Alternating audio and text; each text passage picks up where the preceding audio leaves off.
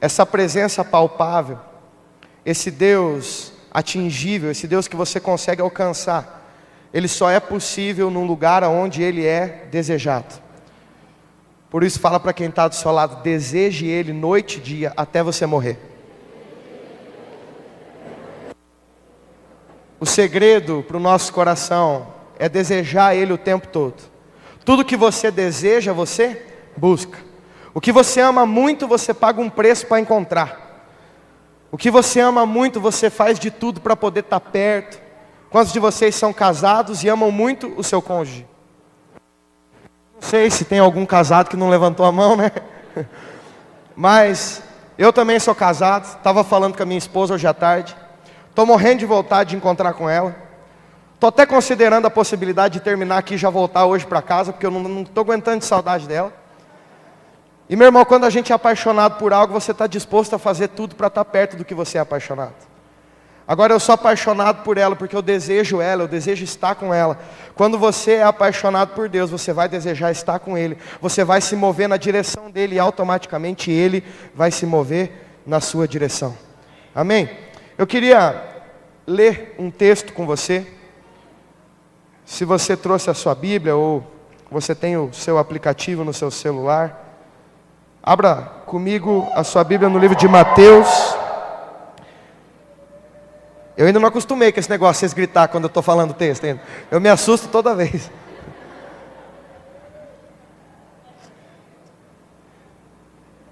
Mateus capítulo 14. Um texto muito conhecido de todos vocês.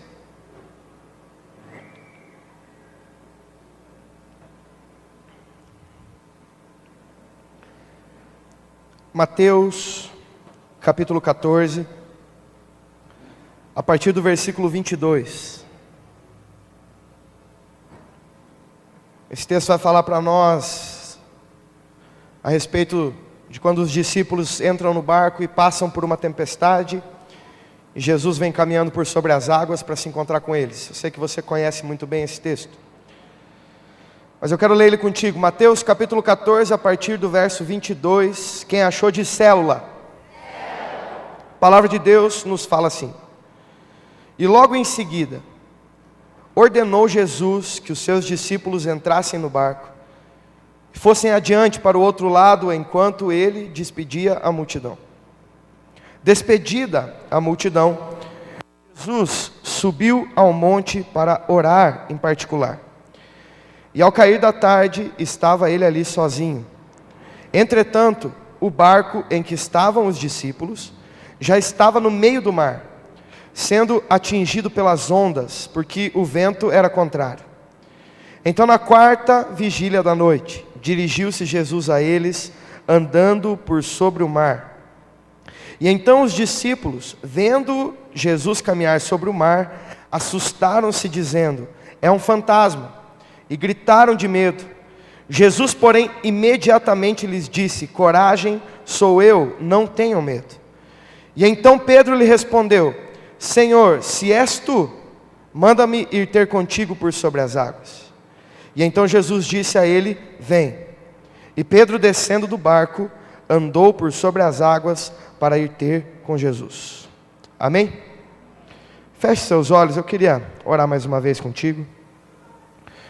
Eu queria que você fizesse uma oração e falasse com Deus agora. Peça a Ele para que o Espírito Santo fale com você nessa noite. Fale com Ele que o Espírito Santo é o único que tem poder para nos convencer, para nos revelar a palavra. Então abra o seu coração e peça a Ele para que tudo aquilo que Ele deseja mostrar para você, tudo aquilo que Ele deseja revelar a você nessa noite, tudo aquilo que Ele deseja te ministrar, possa ser entregue ao seu coração nessa noite. Fale para Ele: Espírito Santo, eu estou aqui aberto. Eu estou com o meu coração rasgado diante de Ti. Nós nos rendemos, Espírito Santo, à Sua ação. Nós reconhecemos que não há nada em nós que nos dê poder ou capacidade para compreender aquilo que a Sua palavra deseja nos dizer. Mas através da Sua ação, através do Seu toque, através da Sua voz, Nessa noite nós queremos sair daqui alimentados, nós queremos sair daqui desafiados, nós queremos sair daqui cheios daquilo de novo que o Senhor tem para derramar sobre nós. Em nome de Jesus, amém e amém. Amém. Estava conversando com o pastor, com o Desiel, com a pastora Télcia, e ele me falando sobre esse tempo que vocês estão, esse fim de semana, esse momento de passar de uma estação para outra. E eu gosto muito de pensar biblicamente a respeito dessas transições, desses momentos onde se encerra um ciclo para se iniciar algo novo. Quantos de vocês têm essa certeza no coração de vocês que a partir desse fim de semana se inicia algo novo na história da igreja de vocês? Amém? Eu creio nisso também. E eu creio, meu irmão, que todas as vezes que nós começamos a viver algo novo nas nossas vidas, isso não é algo que parte de nós, mas isso nasce em uma promessa de Deus nos céus para que algo novo aconteça nas nossas vidas. Amém? Um dia, eu imagino isso, Deus lá no céu olhou para vocês, e Ele percebendo tudo o que vocês têm desejado, buscado e vivido na presença dEle, então Ele olhou para a igreja de vocês e entendeu que agora era um tempo de viver coisas novas. Então encerra-se um ciclo. E então lá no céu é liberado uma promessa. Fala para quem está do seu lado, uma promessa foi liberada. Sabe, meu irmão, porque eu não creio que as coisas que Deus direciona são coincidências. Eu não creio que os pastores de vocês, quando entenderam sobre esse ciclo, sobre essa mudança de uma etapa, foi apenas uma coisa que eles pensaram. Eles estavam em casa sem fazer nada, e então olharam um para a cara do outro e pensaram assim: vamos mudar alguma coisa na igreja só para a gente se divertir? Mas eu acredito, meu irmão, que eles oraram e no coração deles Deus colocou uma direção debaixo de uma promessa dele para que coisas novas acontecessem aqui. E eu creio, meu irmão, que todas as vezes que Deus libera nos céus uma promessa de algo novo para nós, ao mesmo tempo Ele gera nos nossos corações uma expectativa para viver esse algo novo. Você está com expectativa para saber o que Deus vai fazer nesses dias? Pergunta para quem está do seu lado, você está com expectativa? Você está curioso? Sabe, meu irmão, lá em Laranjeiras, o tema de 2018 lá é o ano do novo de Deus. Esse é o tema da nossa igreja lá em Laranjeiras. Então, eu também, assim como vocês, o meu coração está cheio de expectativa, porque eu estou muito curioso para saber o que é esse tudo de novo que Ele preparou para as nossas vidas. Em 2 meses nós já temos experimentado tanta coisa nova, em 2 meses nós já temos vivido tantas coisas novas, e o meu coração está cada dia mais cheio de expectativa para saber tudo aquilo que Ele tem para realizar, porque é exatamente isso que acontece. Quando Deus libera no céu uma promessa, Ele gera no meu e no seu coração um desejo de ver a promessa se cumprindo. A Bíblia diz que Ele gera tanto o querer quanto o fazer, o operar. Então, como o desejo dele é que essa promessa se cumpra aqui, Ele gera no meio e no seu coração esse desejo de ver essa promessa acontecendo. Todas as vezes que há uma promessa sobre nós, existe algo novo vindo. Agora, meu irmão, quando eu penso sobre algo novo, quando eu penso sobre uma promessa, eu fico pensando, e eu entendo biblicamente, meu irmão, que nós precisamos de fato que Deus libere nos céus uma promessa para que algo aconteça nas nossas vidas. Você crê nisso? Amém? Todo o poder vem dEle, tudo parte dEle, a ação é toda dEle, o novo está nele, tudo que nós podemos viver de extraordinário está nos céus, não há nada em nós. Mas eu também creio que depois que há uma promessa liberada nos céus, isso não faz com que essa promessa ou esse novo que Ele preparou para nós aconteça de uma maneira instantânea nas nossas vidas. Ou seja, Deus já liberou uma promessa de algo novo para vocês, amém? Agora isso não faz com que você saia daqui já com todo o novo acontecendo na sua vida. Você pode sair hoje daqui com uma porção do novo, com um pouco do novo. Mas eu creio que todas as vezes que Deus libera uma promessa nos céus, ao mesmo tempo Ele espera que nós tomemos algumas posturas e posições para que essa promessa possa se cumprir aqui na terra.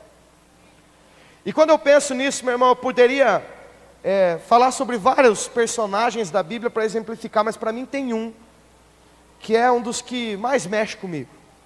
E é um dos que eu mais gosto de pensar a respeito de um homem que viveu o novo de Deus. Eu gosto muito de Pedro, o discípulo de Jesus. Eu gosto muito de pensar a respeito da vida de Pedro. Meu irmão, porque Pedro, assim como eu e você, ele era um homem simples. Pedro, assim como eu e você, ele era um homem com sonhos simples. E então um belo dia, esse homem simples, com sonhos simples, se encontra com um cara chamado Jesus. Você, assim como eu, uma pessoa simples, com sonhos simples, um dia também teve um encontro com esse Jesus? Amém? Você se encontrou com ele? Eu e Pedro, você e Pedro, nós estamos caminhando o mesmo caminho. E então Pedro se encontra com esse Jesus, e esse Jesus agora chama esse cara simples, de sonhos simples, de pensamentos simples, a se tornar um homem extraordinário. Ele chama esse Pedro agora a ser um fazedor de histórias. Ele chama esse Pedro a ser um cara que comece a sonhar grande, que comece a sonhar os sonhos de Deus, que comece a sonhar aquilo que Deus havia planejado para a vida dele, exatamente da mesma forma como ele faz comigo e com você. Ele pega a gente, pessoas simples, e então em um determinado momento ele libera uma promessa nos céus de um tempo novo, e esse tempo novo ele nos chama agora a começar a sonhar os sonhos dele, a viver tudo aquilo de extraordinário que ele tem preparado para as nossas vidas e que ele liberou no céu sobre nós. Agora, meu irmão, eu fico tentando imaginar Pedro. Pedro está lá na praia, você conhece a história. Ele está lá na praia pescando, então eles vão lá para a praia, não pescam nada, eles voltam, Jesus fala para eles, volta lá, joga a rede para o outro lado. Então eles pegam um monte de peixe, eles saem do barco impressionado com aquilo que tinha acontecido. E então Jesus chega e fala para ele, Pedro, eu tenho uma proposta para fazer para você. Em outras palavras, o que Jesus estava falando para Pedro é, Pedro, está chegando o tempo de uma coisa nova nessa vida. Você está querendo viver? Eu imagino Pedro olhando para Jesus falando, o que é que você tem para mim? Ele fala assim, agora eu estou desafiando você a deixar de ser um pescador de peixes. Eu quero tornar você em um pescador de almas. E meu irmão, na hora que Pedro é desafiado a viver algo novo, o que ele faz? Larga tudo e sai andando atrás de Jesus. Meu irmão, eu fico imaginando como é que estava o coração de Pedro aquela hora na praia. Eu imagino que o coração dele estava tipo o meu e o seu, nessa expectativa de saber e ver tudo isso de novo acontecer na nossa vida. Porque meu irmão, até aquele momento, ele só tinha escutado Jesus falar para ele, larga o que você está fazendo, vem andar comigo e se tornar um ganhador de almas. Mas ele não sabia o que ia acontecer. Mas eu imagino o coração dele, meu irmão, se enchendo, queimando por algo novo. E então ele sai dali junto com Jesus para caminhar em direção de algo novo, para caminhar na direção daquela promessa que Jesus havia feito para ele, que tornaria ele um pescador de almas, que tornaria ele um homem extraordinário, que usaria ele para mudar a história de gerações. Aí, meu irmão, se você vai seguindo a história, você vai perceber que Pedro sai daquela praia junto com o próprio Jesus. Mas você vai ver que não é instantâneo as coisas acontecendo na vida dele.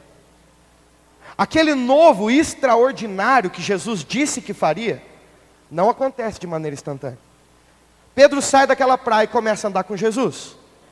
E daí, meu irmão, eles vão caminhando, de repente, eles encontram um doente. E então Jesus vai até aquele doente, ele ora com aquele doente, o que acontece com ele? Ele é curado. E então eles saem dali. E eles encontram agora um cortejo fúnebre. Os pais trazendo a filha morta, então eles chegam ali, Jesus vai até aquela pessoa morta, e ele chega, impõe as mãos, e então aquele morto ressuscita. Meu irmão, para pensar. Eu imagino Pedro ali, até pouco tempo atrás ele estava dentro de um barco pescando uns peixinhos, agora ele está andando e de repente ele está olhando muita coisa extraordinária acontecer. Se você visse isso acontecer, se uma pessoa morta entrasse aqui, alguém orasse com ela e ela ressuscitasse, como seu coração ia ficar? Cheio de júbilo, não ia? Se um doente fosse curado, seu coração ia encher de júbilo, não ia? Eu imagino que o coração de Pedro estava assim também. Agora, meu irmão, Pedro, perceba como ele vai de degrau em degrau. Até pouco tempo ele não via nada. Agora ele está começando a ver coisas extraordinárias acontecerem. Ver Jesus curando as pessoas é muito legal. Ver Jesus ressuscitando as pessoas é muito legal. Mas eu imagino Pedro olhando para aquilo e falando assim: é muito legal ver tudo isso, mas ainda não sou eu que estou fazendo.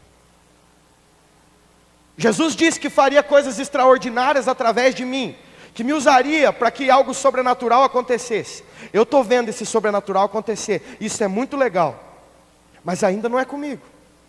Ele já estava vivendo uma porçãozinha maior do novo de Deus, mas ele ainda não estava vivendo tudo de novo que Deus tinha para operar na vida dele. Então ele vai caminhando. Aí, meu irmão, a gente chega no capítulo 14 de Mateus. Porque, meu irmão, se você vai seguindo essa sequência, eles curam doentes, Jesus ressuscita mortos, então eles chegam em Mateus capítulo 14. Se você ler o início do capítulo 14, é a multiplicação dos pães. E eu acho muito interessante, meu irmão, como Jesus vai esperando posicionamentos de nós, Ele vai nos desafiando a fazer coisas para que nós possamos experimentar o novo de uma maneira sobrenatural. Meu irmão, para ver um doente ser curado, para ver um morto ressuscitar, Pedro não precisou fazer tanta coisa.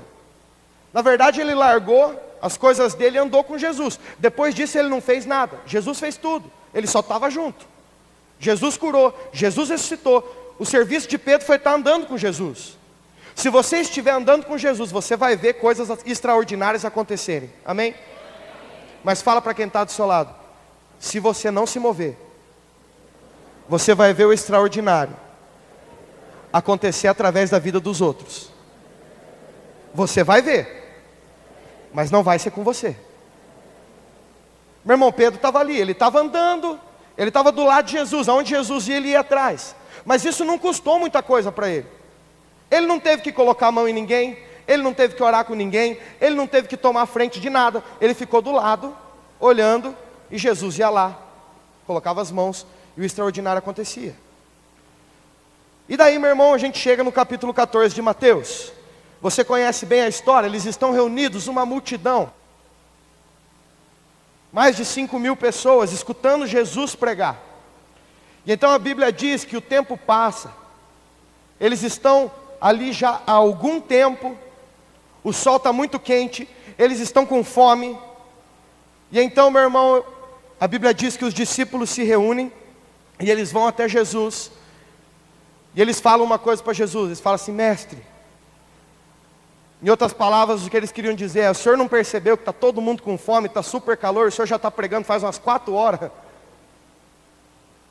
O que o senhor acha da gente despedir a galera, para a galera ir para casa, comer? Está todo mundo cansado. Meu irmão, eu não sei se você já fez essas coisas. Você já falou isso assim para o seu líder, para o seu pastor, ou alguma vez orando? Não sei se você já fez isso assim, que você fala, dizendo que os outros querem, mas quem quer na verdade é você. Porque quem queria ir embora era Pedro e os discípulos, não era a galera. A Bíblia não diz de ninguém do povo que reclamou, que estava com fome, que estava cansado. A Bíblia não fala de ninguém. A Bíblia fala que os discípulos conversaram entre eles, e daí talvez, para não ser tão feio, eles vão lá falar com Jesus dizendo que o povo está cansado, com fome. Mas quem queria ir embora e comer era eles. E daí, meu irmão, eles chegam para Jesus e falam assim: mestre, despede a multidão para que eles vão para a cidade e se alimentem. Nós não temos comida suficiente para alimentar todos eles. E então Jesus olha para eles e fala assim: o que vocês têm aí? E então eles respondem para Jesus: a gente não tem nada, mas tem um molequinho aqui do lado, que está com 5 pães e 2 peixes. E o molequinho, eles deviam ter dito isso, mas eles não disseram. O molequinho é muito mais crente que nós, porque ele forneceu 5 pães e 2 peixes para nós alimentar a multidão toda. Aí, meu irmão, Jesus olha para eles e fala assim: então, alimentem vocês mesmos a multidão. Meu irmão, perceba o que Jesus está fazendo. Jesus está desafiando eles. Aqueles mesmos caras, que algum tempo atrás não viam nada, eles deram um passo, e começaram a ver curas, milagres acontecendo através da vida de outro, mas eles estavam vendo. Agora Jesus estava desafiando eles a dar um novo passo, para que algo começasse a acontecer através da vida deles agora. Jesus podia ter alimentado aquela multidão? Podia ou não podia? Ele mesmo não podia ter feito um milagre, todo mundo, do nada, brotar um pão na mão de todo mundo e todo mundo comer? Podia ou não podia? Agora ele fala para os discípulos alimentarem, isso não é à toa. Ele queria desafiar aqueles homens, para que eles pudessem viver o novo de Deus de uma forma extraordinária. E então ele fala para aqueles homens, deem vocês de comer. A Bíblia diz que ele toma os 5 pães e os 2 peixes na mão, ora. E meu irmão, eu não sei como é que você imagina que aconteceu a multiplicação dos pães. Eu durante muito tempo pensei que Jesus mandou todo mundo fechar o olho, pegou aqueles pão, aqueles peixes, começou a orar. Quando todo mundo abriu o olho, tinha um monte de cesto cheio de comida para todo mundo. Eu não acredito mais assim. Eu acho que Jesus pegou aquele pão, os pães, os peixes, orou. A Bíblia diz que ele parte os pães no meio, entrega os pães, um pedaço de pão para cada um dos discípulos, os peixes para cada um dos discípulos. E então ele dá uma ordem para aqueles homens. E ele fala assim, saiam e façam o quê? Alimentem a multidão. Agora meu irmão, faz de conta que você não sabe o que aconteceu nesse texto, porque sabendo o que aconteceu é fácil. Agora pensa você, lá no lugar dele. Você já ficou com fome alguma vez na sua vida? Meu irmão, você quer ver um gordo brabo, você deixa ele com fome. Eu sou gordo, eu sei o que é isso. Agora meu irmão, sabe outra coisa que irrita gordo? Calor. Porque um ser humano normal sente calor. Um gordo sente 10 graus a mais do que um ser humano normal. Aí meu irmão, pensa você lá naquele deserto. Jesus pregando já fazia umas 4, 5, 6 horas. Sei lá quanto tempo fazia que Jesus estava pregando. Às vezes você fica aqui, o pastor prega 1h30 e você já está reclamando. Eles estavam lá 6 horas escutando Jesus. Aquele sol na moleira, eles ardendo de calor, com fome. Meu irmão, eu tenho certeza que calmo eles não estavam não. Eles podiam não estar super nervosos, mas calmo eles não estavam. Aí pensa você, numa situação dessa. Você chega, você já não está aguentando mais. E você chega com todo jeito para o seu líder e fala assim, o que o senhor acha? A gente dá um intervalinho, para o pessoal ir comer, ir no banheiro, dar uma descansada. Está todo mundo com fome. E daí você olha aquela multidão, mais de 5.000 pessoas, e o seu líder olha para você e fala assim, tem uma ideia melhor. Ao invés de despedir a multidão, eu tenho aqui 5 pães e 2 peixes, pega aí. E você pega aqueles 5 pães e 2 peixes e ele fala assim, agora você sai e vai alimentar esse povo aí. Meu irmão, fala a verdade, ia ser fácil? A gente sabe o que aconteceu, mas se você não soubesse, ia ser fácil você pegar aquele pão, você olhar um pedacinho de pão na sua mão, olhar 5.000 pessoas na sua frente, você já contando, falando assim, a hora que eu chegar no quarto, quinto, se eu chegar a pegar uns 3 gordos, só dá 3. Acabou meu pão. E você pensar assim, você já parou para pensar a vergonha que eu vou passar? A galera do fundão vai ficar nervosa comigo, eles vão querer me pegar porque eu alimentei os da frente primeiro. Meu irmão, você acha que esse tipo de coisa não passou na cabeça desses caras? Jesus não disse para eles que o pão não ia acabar.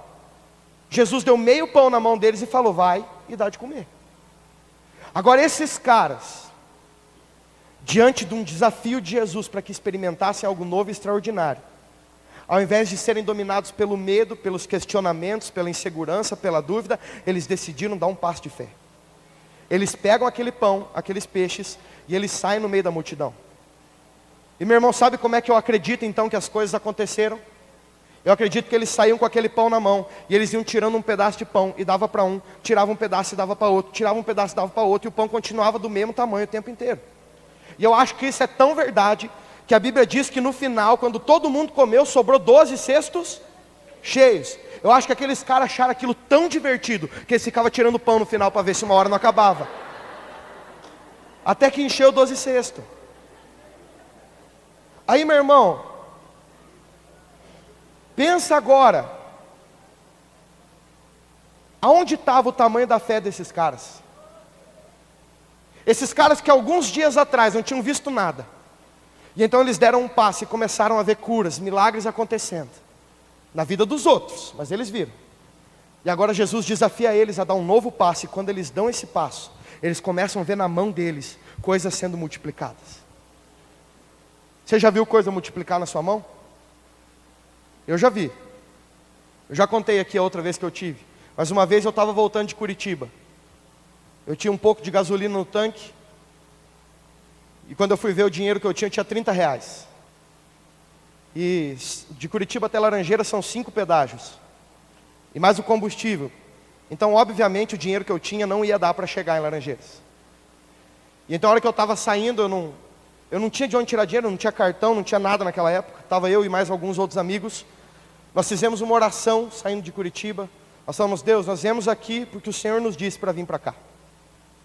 Nós estamos voltando porque nós temos um culto, era domingo, nós temos um culto hoje à noite. E nós temos que servir a nossa igreja e nós queremos estar lá para louvar o seu nome. Então faz um milagre, para que nós possamos chegar até a nossa cidade.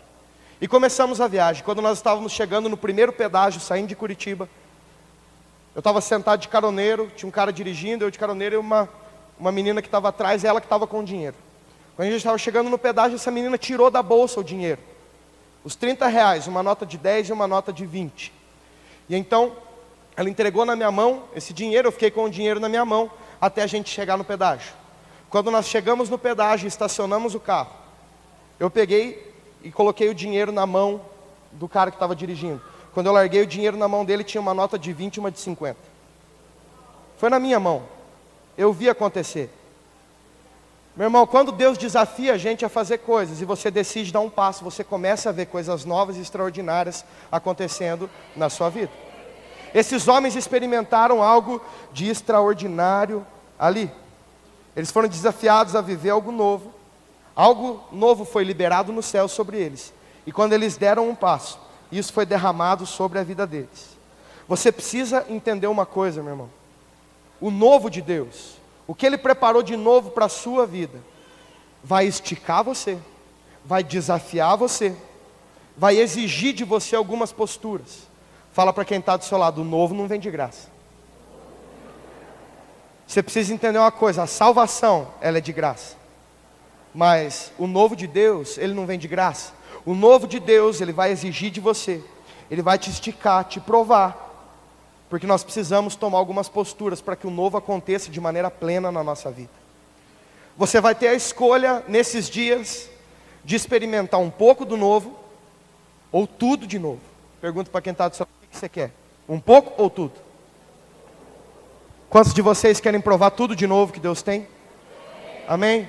Então eu quero, de uma maneira bem simples, em cima desse texto que nós lemos, fala com você sobre 3 coisas, 3 posturas que eu acredito que Deus espera que nós tomemos, para que nós possamos viver o novo dele de uma maneira sobrenatural nas nossas vidas. A primeira coisa que você e eu precisamos entender é que a medida do novo de Deus, que eu e você vamos experimentar, ela está totalmente ligada com a nossa capacidade e disposição de enfrentar bem situações novas, inesperadas e muitas vezes difíceis. A porção do novo de Deus que você vai experimentar vai estar diretamente ligada à sua capacidade de enfrentar bem. Fala para quem está do seu lado: não é só enfrentar, é enfrentar bem. Vai estar totalmente ligada, meu irmão, com a sua capacidade de enfrentar bem situações novas, inesperadas e muitas vezes difíceis. Meu irmão, você pode enfrentar uma situação de uma maneira ruim ou de uma maneira boa. Eu posso te dar 2 exemplos bíblicos disso: Elias e Davi. Ambos são perseguidos por autoridades. Ambos são largados no deserto. Ambos vão para uma caverna. Mas um sai da caverna para ser substituído. O outro sai da caverna para se tornar rei. Os 2 passam pela mesma coisa. Os 2 enfrentam a mesma situação. Os 2 encontram o mesmo Deus na caverna. Os 2 enfrentaram a situação. Os 2 saíram da situação. A situação ruim acabou para os dois. Mas para Elias a situação acaba, e ele acaba sendo substituído por Eliseu. Porque ele enfrentou a situação, mas não enfrentou de um jeito bom.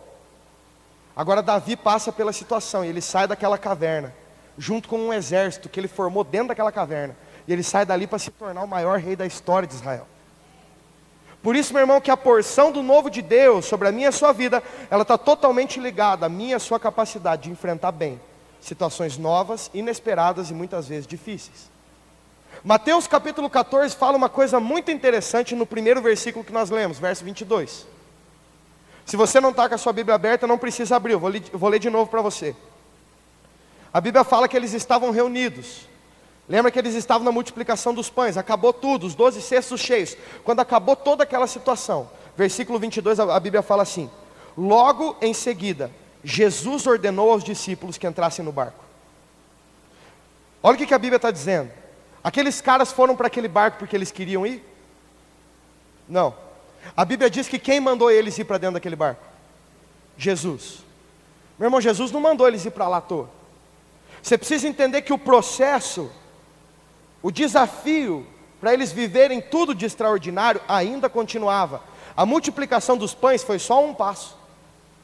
Jesus tinha muitas outras coisas para fazer na vida daqueles homens, para desafiar eles a mudarem e a tomarem uma postura, para que o novo de uma maneira extraordinária acontecesse na vida deles.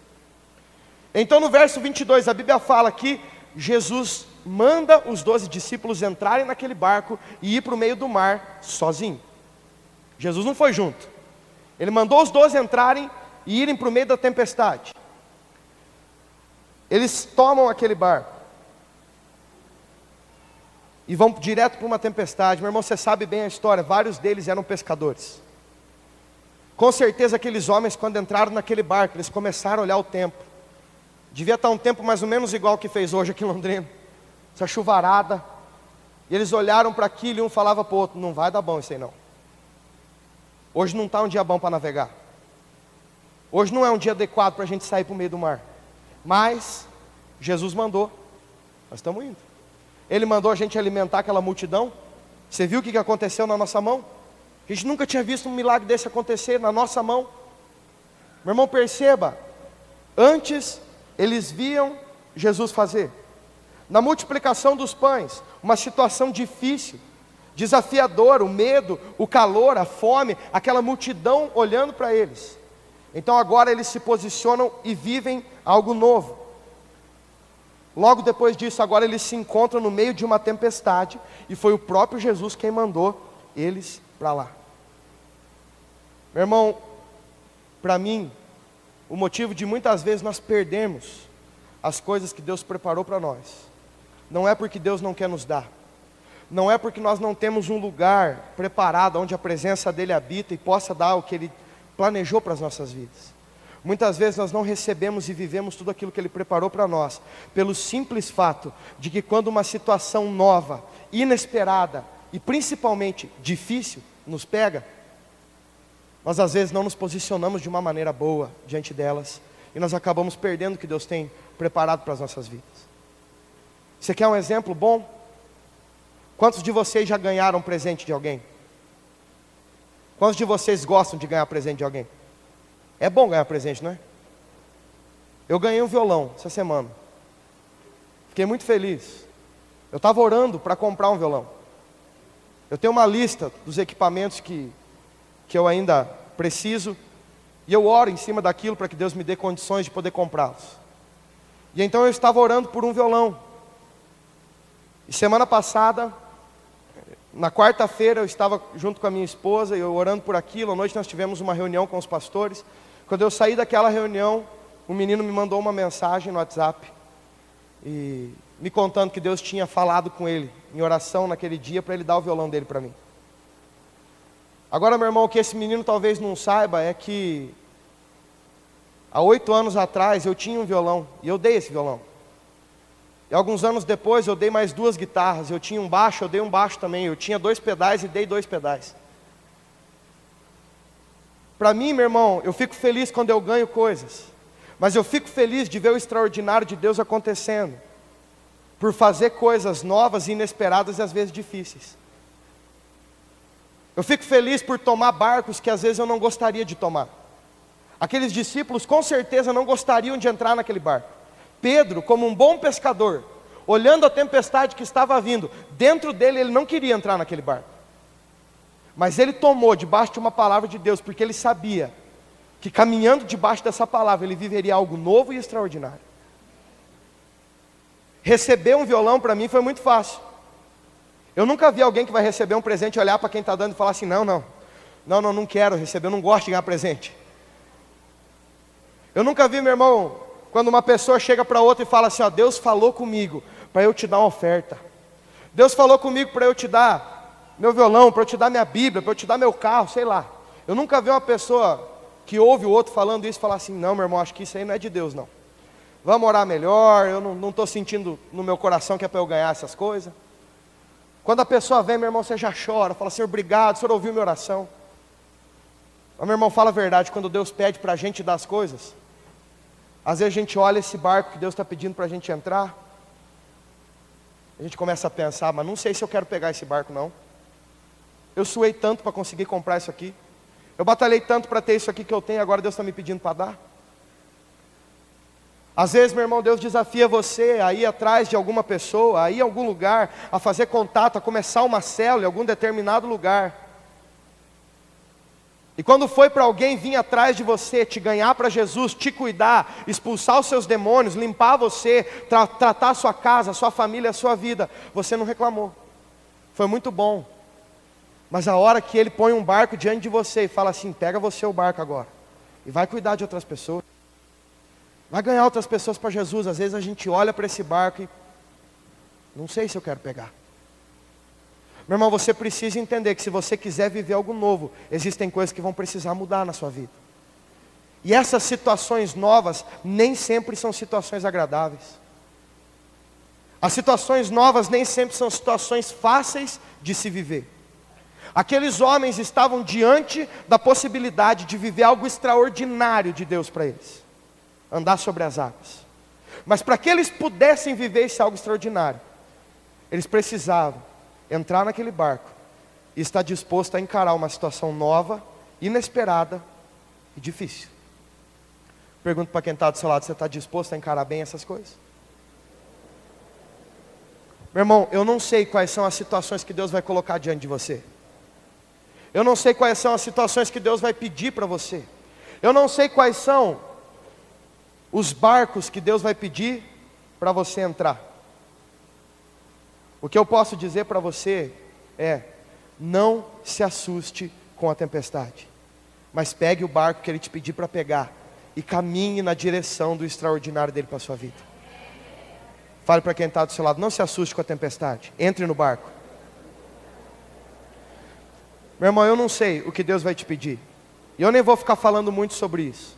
Eu quero no final mesmo que a gente tenha tempo para orar, para você escutar de Deus o que Ele quer que você faça. Qual é o barco que Ele quer que você entre? Qual é a atitude que Ele quer que você tome? O lugar que Ele quer que você vá, a pessoa que Ele quer que você procure, que você fale de Jesus, que você evangelize, o local onde Ele quer que você abra uma célula, o ministério que Ele quer que você sirva, coisas que Ele quer que você mude na sua vida. Eu não sei o que é, mas o que eu sei, meu irmão, é que se você quer viver o novo, você precisa estar aberto para encarar situações novas, inesperadas e às vezes difíceis. A segunda coisa, meu irmão, eu vejo que esses homens viram nisso uma oportunidade de viver algo novo. E eles decidiram, não vou dizer todos, mas Pedro para mim, decidiu encarar bem essa situação. A Bíblia diz que eles estavam com medo. Pedro estava com medo daquela tempestade. Ele, como pescador, sabia que o barco talvez não ia aguentar mais muito tempo. Mas ele decidiu encarar bem aquela situação. E para mim a segunda coisa que eu aprendo com Pedro, e que para mim é outra coisa que Deus espera encontrar em nós, para que nós possamos viver o extraordinário do novo dele. E é uma coisa que você vai precisar descobrir nesses dias. Você vai precisar descobrir se você é uma pessoa que tem fé, ou se você é só um crente. Pergunto para quem está do seu lado, você tem fé ou você é só um crente? Sabe, meu irmão, porque eu não sei se isso já aconteceu com você, mas eu muitas vezes falava para todo mundo que eu era uma pessoa de fé. Eu sempre me achei uma pessoa de fé. Eu sempre acreditei, pregava para todo mundo que eu tenho fé, que eu tenho fé, que eu tenho fé. Agora, meu irmão, você sabe como você demonstra se você tem fé ou não? Fala para quem está do seu lado, você demonstra caminhando. O salmista fala sobre um grupo de pessoas cheios de fé, vivendo em um tempo difícil, de escassez, de perseguição, de dureza. E a Bíblia fala sobre essas pessoas cheias de fé, e a Bíblia descreve eles assim: aqueles que choram, enquanto eles caminham, eles semeiam, e eles choram, e eles vão entregando tudo aquilo que eles têm, com a sua fé. E em pouco tempo eles vão voltar, colhendo aquilo que eles plantaram. Agora perceba o que a Bíblia diz. Ela deixa claro que a fé é algo em movimento. A fé não é algo parado. Por isso, meu irmão, que você precisa ter bem claro no seu coração se você tem fé ou se você é só mais um crente. Porque a crença é algo que pode ser estático. Você pode falar para mim assim: Shalom, você crê que Jesus pode curar uma pessoa? Se eu estiver doente, você perguntar para mim assim: Shalom, você crê que Jesus pode te curar? Eu posso falar para você de verdade: eu creio. Agora, isso vai me curar?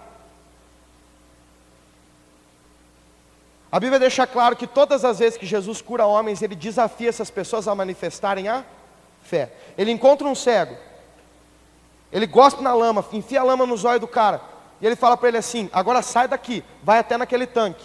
E meu irmão, se você olhar o mapa, o cara cruzou a cidade até chegar no outro tanque. Jesus desafiou aquele cara a passar no meio de todo mundo com lama na cara, andando em direção ao tanque, as pessoas perguntando: onde é que você vai? Ele falou: eu vou lavar meu olho naquele tanque e eu vou voltar a enxergar. Jesus desafia aquele homem a caminhar em fé para que ele fosse curado. Todas as vezes que ele opera um milagre, no final ele fala: tua fé te salvou. Nunca vi fé igual a essa aqui. Meu irmão, a crença é algo que pode ser estático. Você pode crer em alguma coisa sentado na poltrona da sua casa. Você pode crer em alguma coisa sentado na cadeira da sua igreja. Você pode crer em qualquer coisa sentado em qualquer lugar.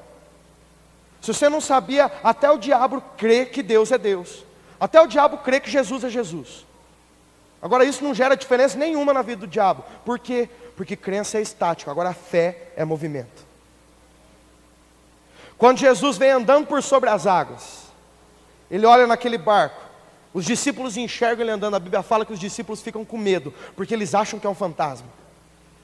E então Jesus fala para eles assim: fiquem tranquilos, não é um fantasma, sou eu, Jesus.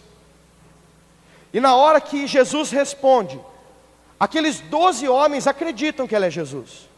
Os 12 creem que ele é Jesus. Agora só Pedro olha para ele e fala assim: se é o Senhor mesmo, manda eu andar por sobre as águas.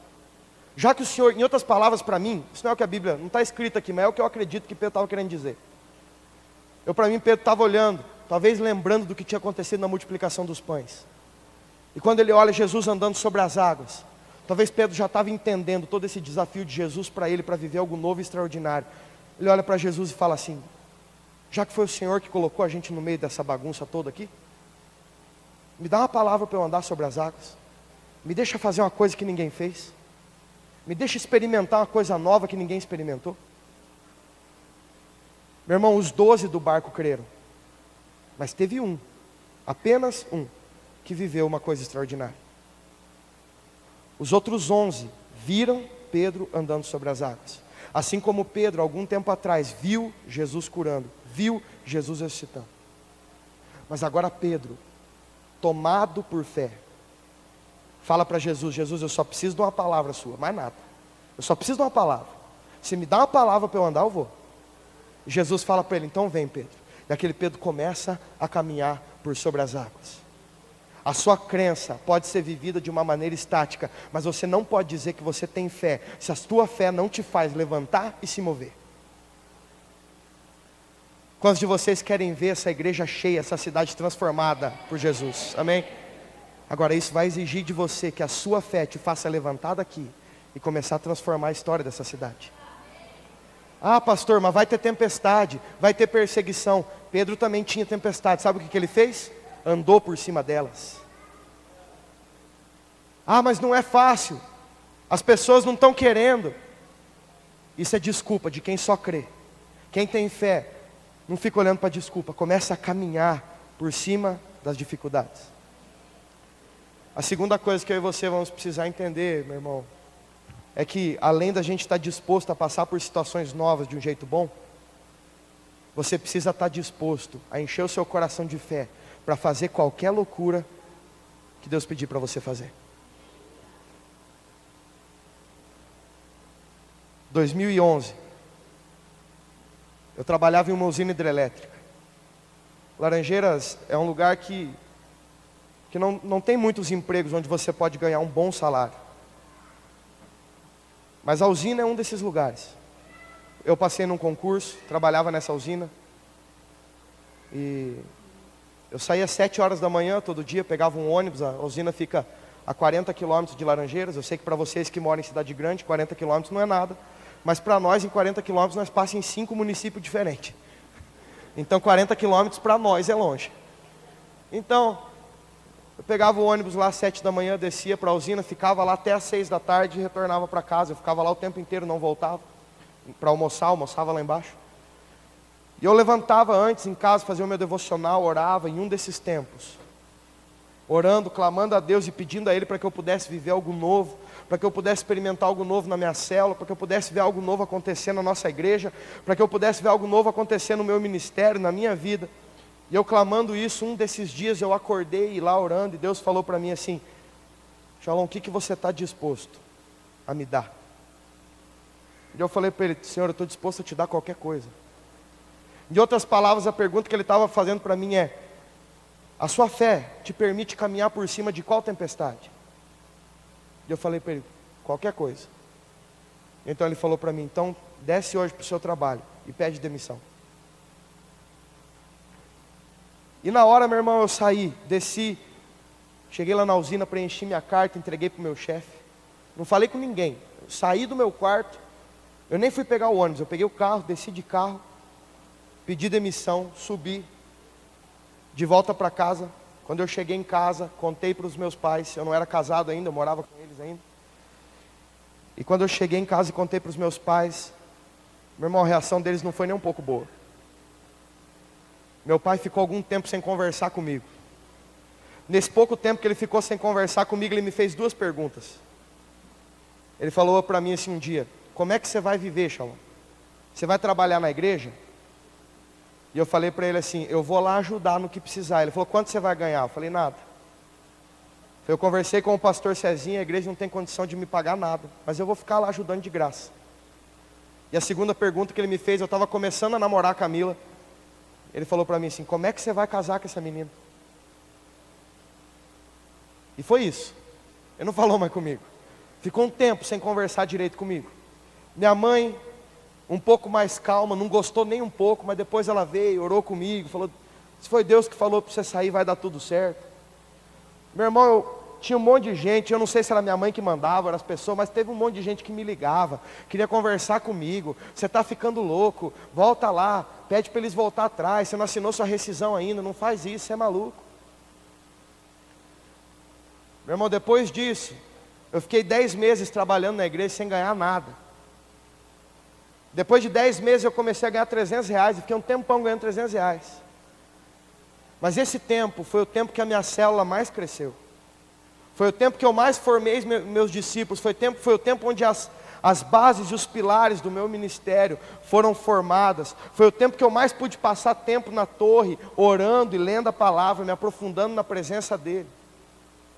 Foi o tempo que eu menos comia, eu não saía de casa, porque eu não tinha dinheiro para comer fora.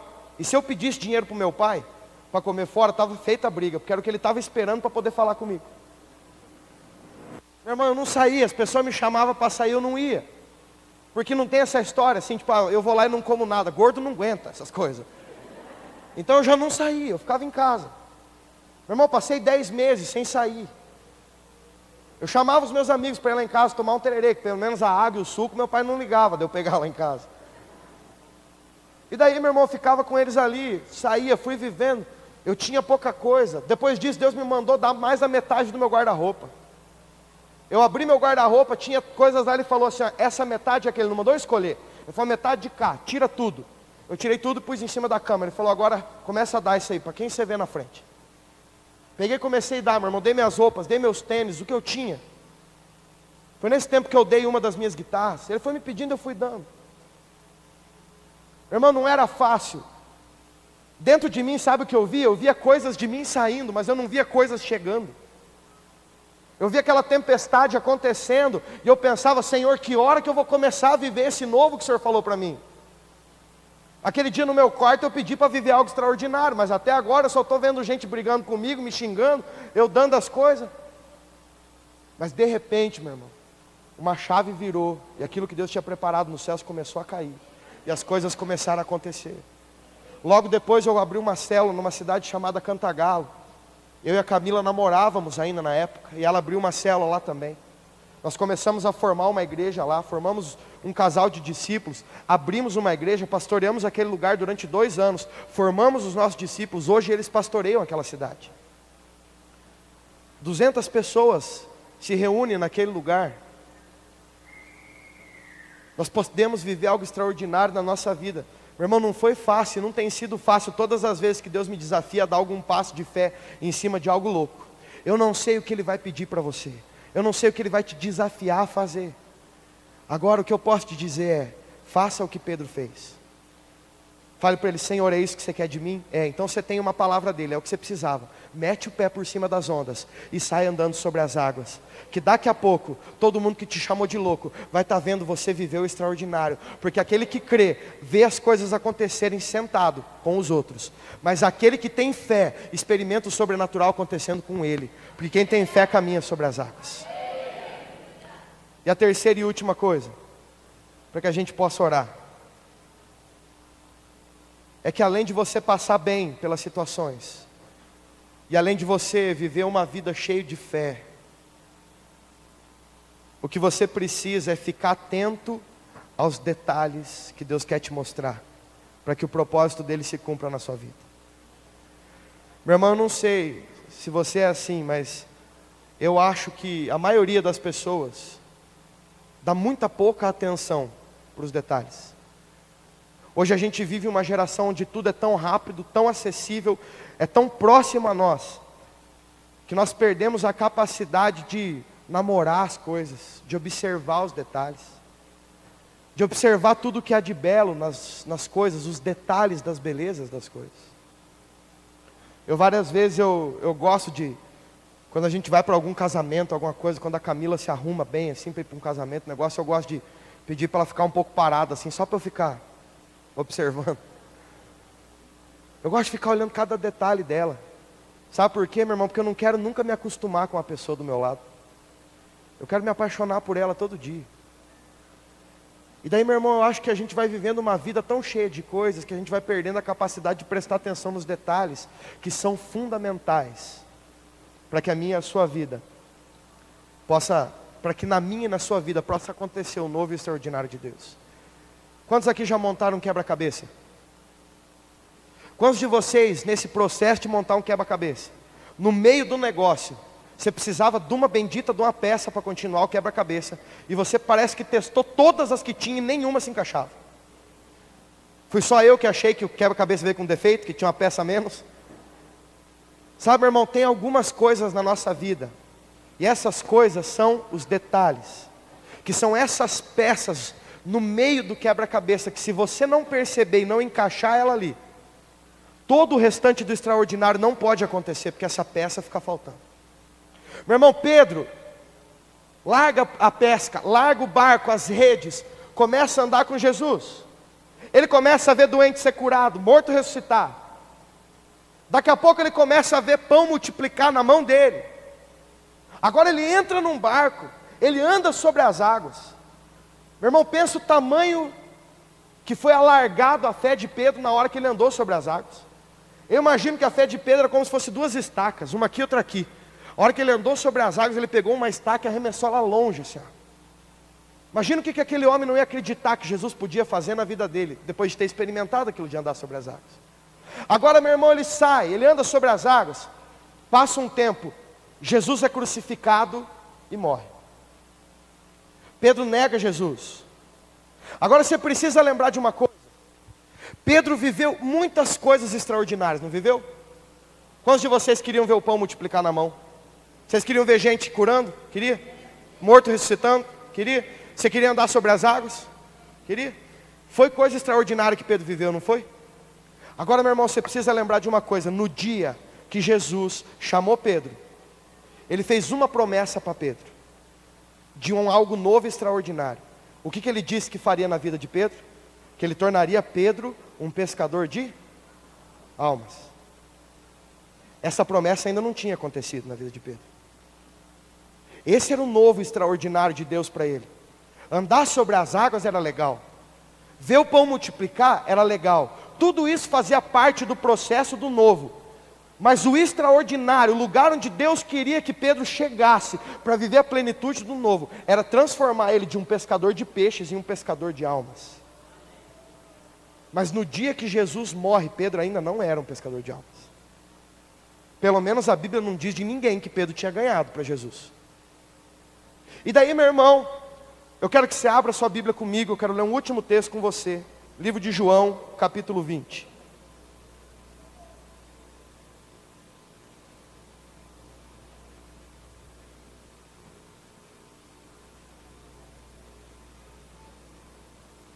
João, Evangelho de João, capítulo 20, a partir do versículo 3.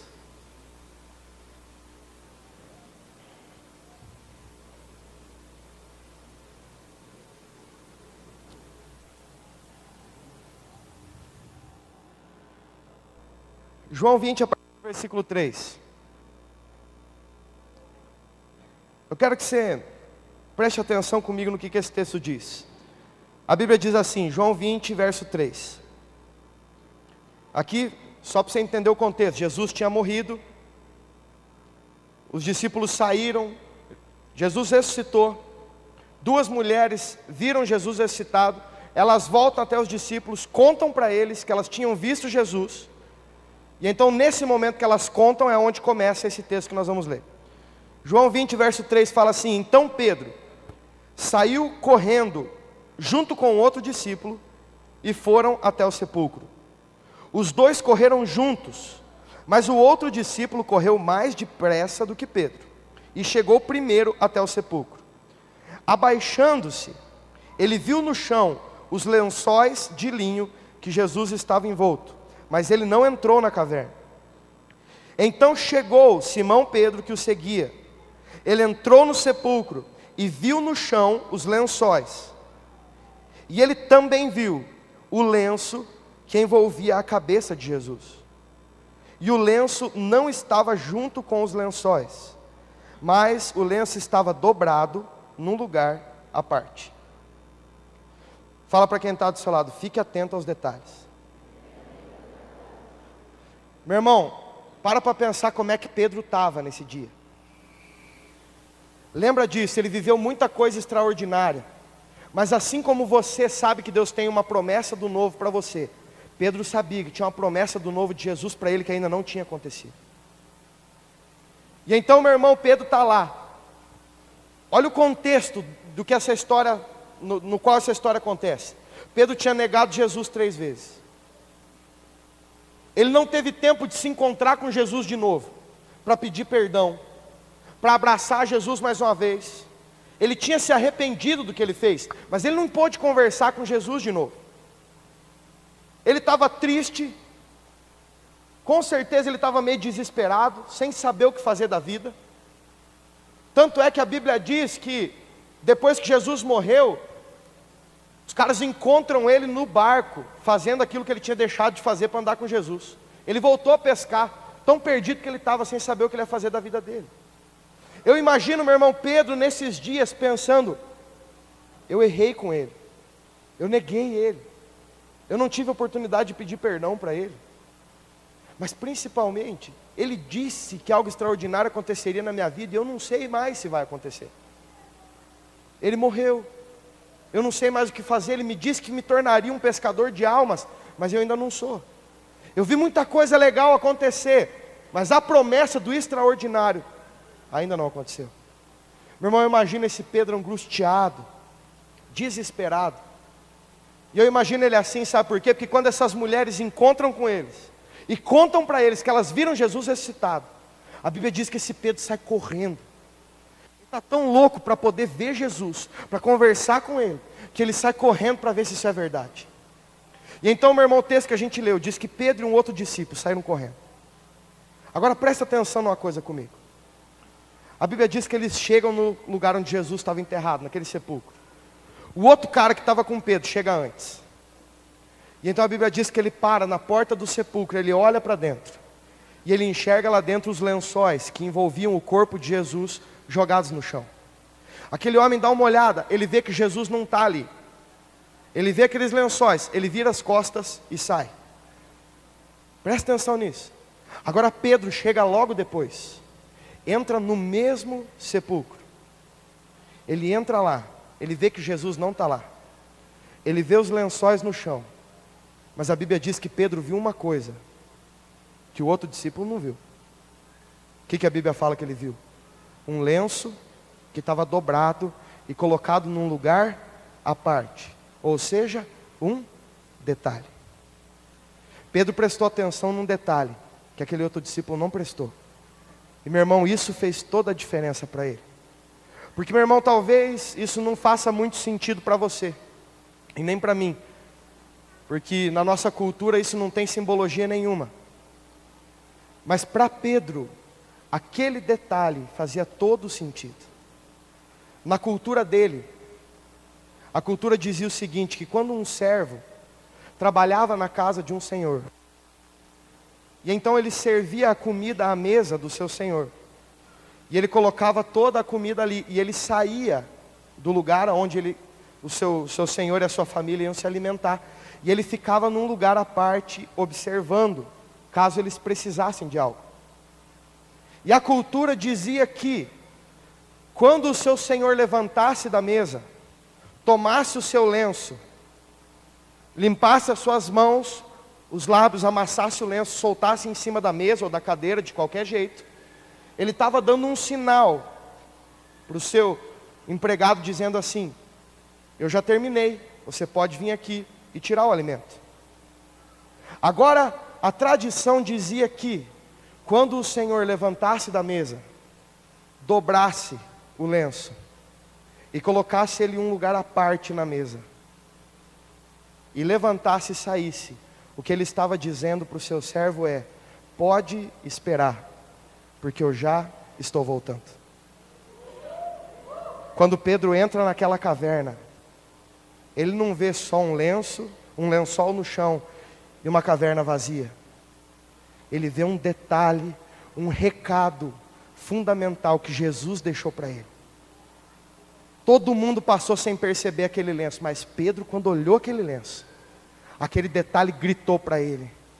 Eu imagino Pedro olhando para aquele lenço, falando: ele vai voltar, ele ainda vai falar comigo, ele disse que me faria um pescador de almas, e ele vai vir para cumprir o propósito que ele disse que teria. Pedro sai dali, se encontra com Jesus, e você conhece bem a história. Eles saem dali, se encontram com Jesus uma última vez, Jesus sobe aos céus, o Espírito Santo vem, o Pentecostes acontece, Pedro faz a primeira pregação depois do Pentecostes, 3.000 pessoas se convertem. O pescador de almas agora ganhou 3.000 pessoas em uma pregação, e ele prega uma segunda vez e ganha mais 2.000.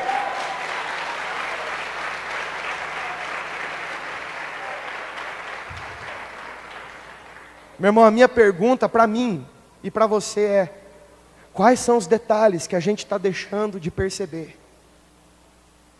Se Pedro, quando notou um detalhe, um lencinho deixado ali do lado, ele viveu a plenitude do extraordinário de Deus para ele, eu devo estar deixando algum detalhe passar para ainda não estar vivendo tudo esse extraordinário. Meu irmão, eu vim aqui nessa noite, eu estou pregando isso aqui para mim. Eu vim aqui nessa noite para pedir para Deus me mostrar os detalhes que eu ainda preciso notar, para que eu possa viver o extraordinário dele na minha vida, de uma maneira plena. Eu tenho vivido muitas coisas, mas ainda faltam muitas para se cumprir. Eu creio que Deus te trouxe aqui para iniciar um processo de algo novo e extraordinário sobre a sua vida. Um processo onde você vai ver milagres acontecer. Um processo onde você vai ver o pão se multiplicar na sua mão. Onde você vai caminhar por sobre as águas em meio à tempestade. Mas aonde no fim você vai ver o propósito pleno de Deus se cumprir na sua vida, na sua família e na sua igreja. Deus liberou uma promessa no céu. Você não vai sair daqui com essa promessa cumprida. Você tem que sair daqui disposto a viver como Pedro viveu, para daqui a pouco você poder estar testemunhando que o extraordinário do novo de Deus está acontecendo na sua vida de uma maneira plena. Quantos de vocês desejam isso? Amém. Eu quero orar com vocês. Quero que você